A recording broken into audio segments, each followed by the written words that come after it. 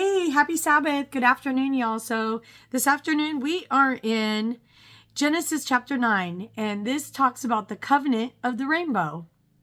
So here we go. The covenant of the rainbow. And God blessed Noah and his sons and said to them, Be fruitful and multiply and fill the earth. The fear and dread of you will fall on every living creature on the earth, every bird of the air, every creature that crawls on the ground, and all the fish of the sea. They are delivered into your hand.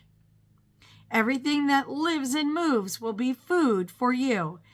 Just as I gave you the green plants, I now give you all things. But you must not eat meat with its lifeblood still in it. And surely I will require the life of any man or beast by whose hand your lifeblood is shed.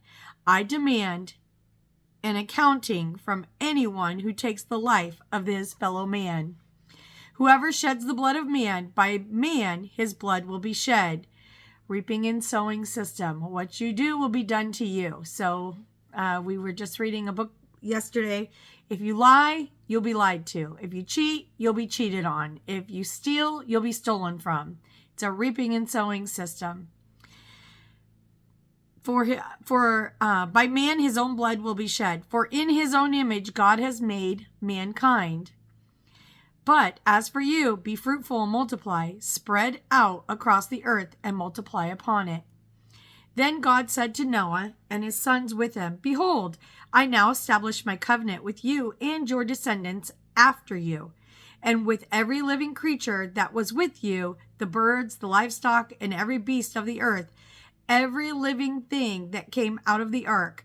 And I establish my covenant with you. Never again will all life be cut off by the waters of the flood. Never again will there be a flood to destroy the earth. So understand, we are having flooding right now. Now, he didn't say that he wouldn't have floods. He just said he wouldn't flood the whole earth to where he cut off every person in it.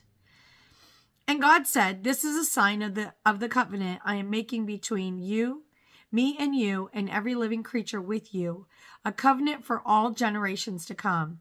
I have set my rainbow in the clouds, and it will be a sign of the covenant between me and the earth. So the rainbow is a representation that God refuses to flood the whole entire earth again. So this is not something that is to be mocked. And for all of those that are mocking him by using his rainbow for something else, he will handle them according to his purpose. Whenever I form clouds over the earth and the rainbow appears in the clouds, I will remember my covenant between me and you and every living creature of every kind. Never again will the waters become a flood to destroy all life. And whenever the rainbow appears in the clouds, I will see it and remember the everlasting covenant between God and every living creature of every kind that is on the earth. So God said to Noah, This is the sign of the covenant that I have established between me and every creature on earth. So whenever he sees the rainbow and he puts it in the sky and he looks on it, he remembers the covenant that he made not to flood the whole entire earth. And so it draws him back when he's angry, upset, and wanting to. Noah's shame and Canaan's curse. The sons of Noah who came out of the ark were Shem, Ham, and Japheth. And Ham was the father of Canaan. These three were the sons of Noah, and from them the whole earth was populated. Now Noah, a man of the soil, proceeded to plant a vineyard. But when he drank some of its wine, he became drunk and uncovered himself inside his tent. And Ham, the father of Canaan, saw his father's nakedness and told his two brothers outside. So understand this is very important. Then Shem and Japheth took a garment and placed it across their shoulders and walked backward. They covered their father's nakedness.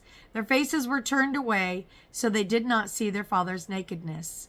When Noah awoke from his drunkenness and learned what his youngest son had done to him, he said, Cursed be Canaan, a servant of servants shall he be to his brothers.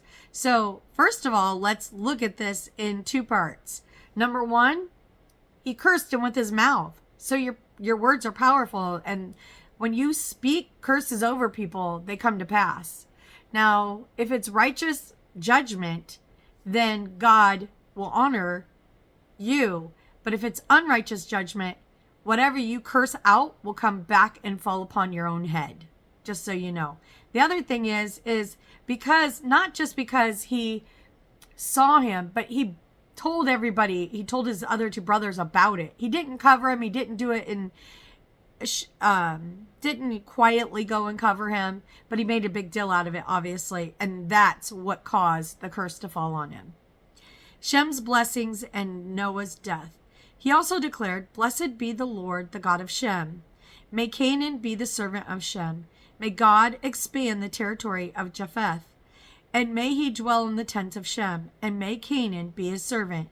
After the flood, Noah lived 350 years. So Noah lived a total of 950 years, and then he died. So the only one takeaway that I want you to really look at is the reaping and sowing system that God has established here. That he shows that what you do will be done unto you. So God judges the heart above all things, and he says our hearts are wicked above all things. So he judges the heart of man. So if you are wanting to seek evil upon your neighbor of any kind, it will be done to you. It will be done to you. There's a story of a man that he recognized he was in a relationship, he cheated on this person, then he ended up with the next person, and the next person not only cheated on him, but also destroyed his name and took everything they had from him. I mean, punishment was, what he did was done. What he did was done, and it came back and forth. We are to work out our salvation with fear and trembling. And so I would suggest when you do things, before you speak, is this going to cause judgment to fall on you from the Lord? Is it pleasing to the Lord? Or will it come back on your own head before you do it? Whatever it is you do. I pray this helps somebody today, and I pray that you go forth and have an amazing Sabbath day. Bye-bye.